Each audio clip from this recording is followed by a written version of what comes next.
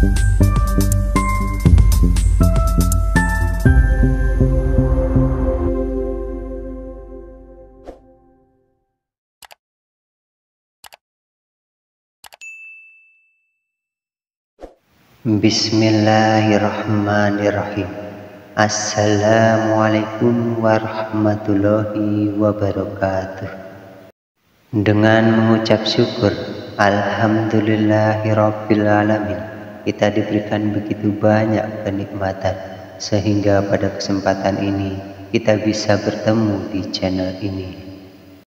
Salam serta salawat kepada Nabi Muhammad sallallahu alaihi wasallam. Allahumma sholli ala Sayyidina Muhammad wa ala ali Sayyidina Muhammad. Sahabat Zain Amar rahimakumullah, diceritakan oleh Ustadz Abu Abdillah Muhammad Al-Makassari tentang kisah pemuda-pemudi melakukan zina dan keduanya ingin bertaubat. Lalu muncullah beberapa pertanyaan. Bagaimana taubatnya? Haruskah keduanya menikah? Bagaimana kalau orang tua wanita tetap tidak setuju? Dan bagaimana nanti status anak keduanya?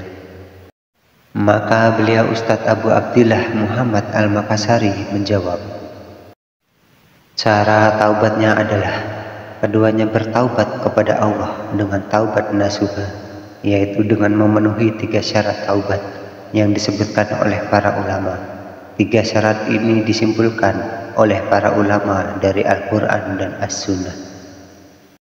Keduanya harus menyesali perbuatan tersebut. Rasulullah SAW bersabda, sesungguhnya penyesalan itu adalah taubat.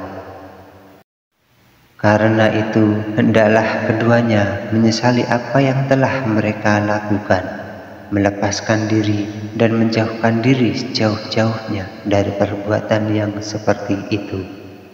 Tidak lagi mengulangi maupun mendekati apa-apa yang akan menyeret dan mengantar kepada perzinahan, seperti pergaulan bebas dengan wanita atau pacaran, berbincang-bincang secara bebas dengan wanita yang bukan mahram, bercengkerama, ikhtilat atau bercampur baur. Semuanya adalah perkara yang diharamkan syariat untuk menutupi pintu perzinahan. Hendaklah keduanya menjauhkan diri dari itu semua. Kemudian keduanya berazam atau bertekad kuat untuk tidak mengulangi kembali perbuatan tersebut. Juga beristighfar kepada Allah, memohon ampunannya. Dalam hal ini ada hadis Abu Bakar As-Siddiq tentang disyariatkannya seseorang yang telah melakukan perbuatan maksiat untuk sholat 2 rakaat lalu memohon ampunan kepada Allah. Selanjutnya, haruskah keduanya menikah? Keduanya tidak harus menikah, namun tidak mengapa keduanya menikah dengan syarat apabila wanita yang telah dizinai tersebut hamil karena perzinahan itu, maka tidak boleh menikahinya pada masa wanita itu masih hamil. Mereka harus menunggu sampai si wanita melahirkan bayinya, baru boleh menikahinya. Inilah pendapat yang benar yang disebutkan oleh ulama, yaitu bahwa wanita yang hamil karena perzinahan tidak boleh dinikahi sampai melahirkan. Karena di sana ada dalil yang menuntut adanya istibra' ar-rahim atau pembebasan rahim dari bibit seseorang. Karena itu, rahim harus dibebaskan terlebih dahulu dengan cara menunggu sampai lahir, sehingga rahimnya bebas, tidak ada lagi bibit di dalamnya. Setelah itu baru bisa menikahinya. Itu pun apabila keduanya bertaubat dari perzinahan. Apabila wanita yang dizinainya tidak sampai hamil, maka pembebasan rahimnya dengan cara menunggu haid berikutnya.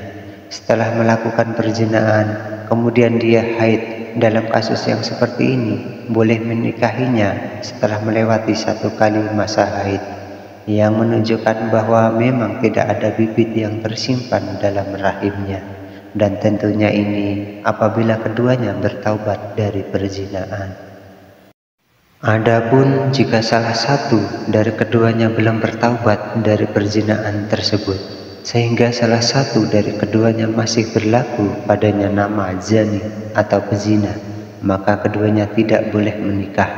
Dalilnya adalah firman Allah Subhanahu wa Ta'ala, yang artinya laki-laki berzina tidak mengawini melainkan perempuan yang berzina atau perempuan yang musyrik, dan perempuan yang berzina tidak dikawini melainkan oleh laki-laki yang berzina atau laki-laki musyrik, dan yang demikian itu diharamkan atas orang-orang mukmin.